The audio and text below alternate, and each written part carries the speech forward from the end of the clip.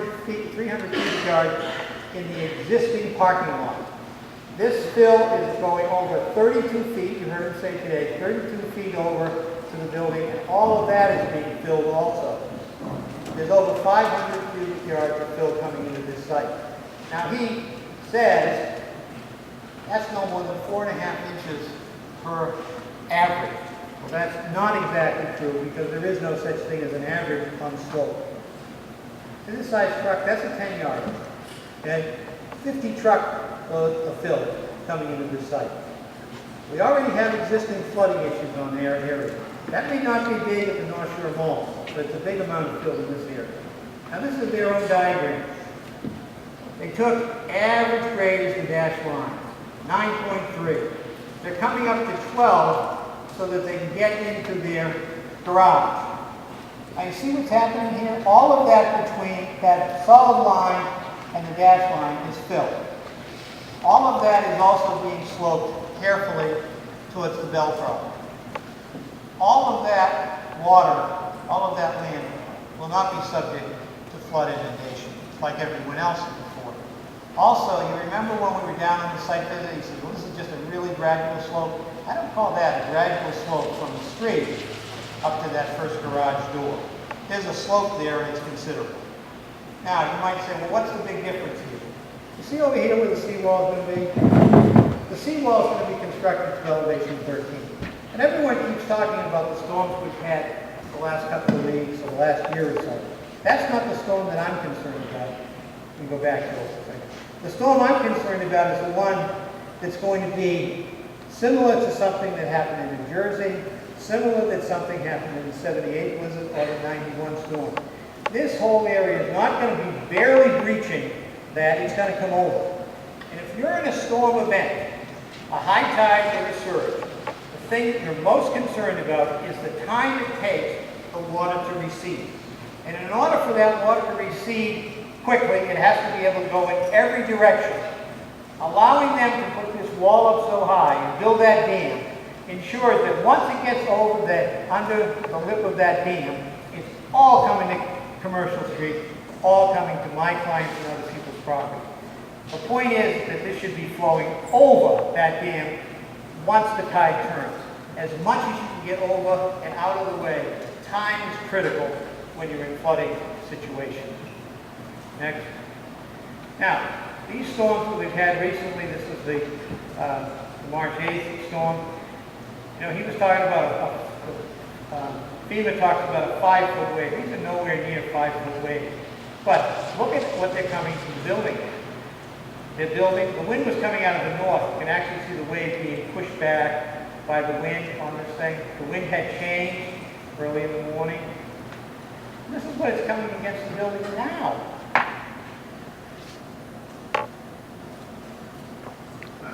Wow. Now, next picture. Okay, this is Fort Square along here. Okay, this is the height of the storm on the February 9th storm. Next. This is another tape, back in 2010. These are not isolated incidents. You might be surprised, but we have a 12-foot tide range. 12-foot tide range. That's not 12-foot elevation. We had 92 tide cycles last year that were over 11 feet in tide range. 92. Next. Now you remember we were down there and they drew this little red mark on the building? This was showing, and this is where he's talking about this breach. I know Mr. Morey said it was just a couple of inches, just a few inches among friends, but that doesn't look like just a couple of inches. But in any event, here's the point. They're talking about moving the building back to that line, moving the seawall back 8 to 9 feet.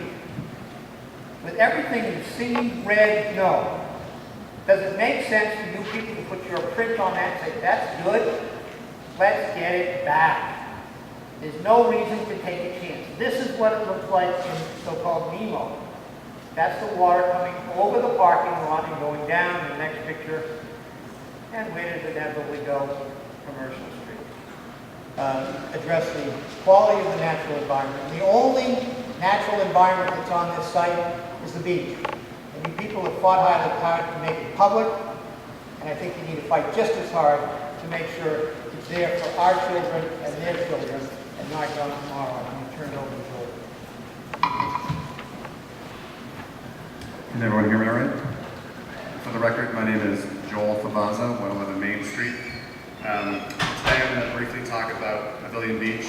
Tonight and in previous meetings, there's been a lot said about Pavilion Beach by some people who have only taken interest in it the last 12 months. Hopefully I can set the record straight tonight. I'm going to go over a brief history of the beach, explain the changes it's undergone, I'll explain the risks it's facing currently with this proposed seawall. Some of the things we've heard Pavilion Beach is remarkably stable. It's not true. It's actually undergoing constant change, and there's a lot of evidence to support that.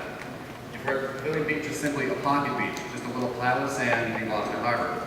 That's not true either. In fact, what you see now as Pavilion Beach is a small portion of what Pavilion Beach used to be, and what Pavilion Beach could be if treated properly. Now you've also heard, and they corrected their numbers tonight, and I applaud them for that. We've been hearing that we had a 100-year seawall running the length of Beauport property. Tonight they were a little more precise. But again, their claim that there's no adverse impact is simply not true. And we've heard that there's no remaining dune activity, no remaining barrier beach activity, that the beach is basically dead, and that's not true either. Quick history lesson. Pavilion Beach used to be a wide, large, sandy beach. It stretched from the western side of the Fleming Canal all the way to the fort. This is a shot from 1870, taken approximately at the Fleming Canal, looking east toward the fort. And here's a shot in 1870 at the fort looking west toward the canal. Now, to me, that does not look like a pocket beach. That does not resemble Half Moon Beach. As to the seawall, again, very similar to the pictures we've seen, where there is no substantial wall, you have active dune processes, you have landward migration of sand. Where the wall has been in place, you have a drop in beach height, you have a narrowing of the beach. And again, this is only in the last 50 years. Further evidence to support that is comparative photography. This is 1960s, this is Fort Square, here's the corner where those stone steps are that we looked at earlier. You'll notice the height of the beach runs parallel with the height of this wall. And this is a photo taken a few days ago. You'll notice the beach is steep, significant amounts of sand have been lost, boulders are exposed, a drain pipe is exposed, and just to clarify the record, this wall has actually had significant repair work. You can see this top of this wall has been repaired a couple times because it does deteriorate and fall in. So as it claims to stability, I don't see it supported by the evidence. So currently what we have on site is this last remaining dune area. Here you see it holding off the spring tide. And where the beach has been eroded, you see the waves impacting the existing building. And when that happens, you get scouring. Here's an example where a wave crashed against the building, energy transferred up, and energy transferred down. The energy that went down took the sand with it. Now if you allow it to happen long enough, the beach height continues to drop, and eventually you get a drowned beach. It simply disappears.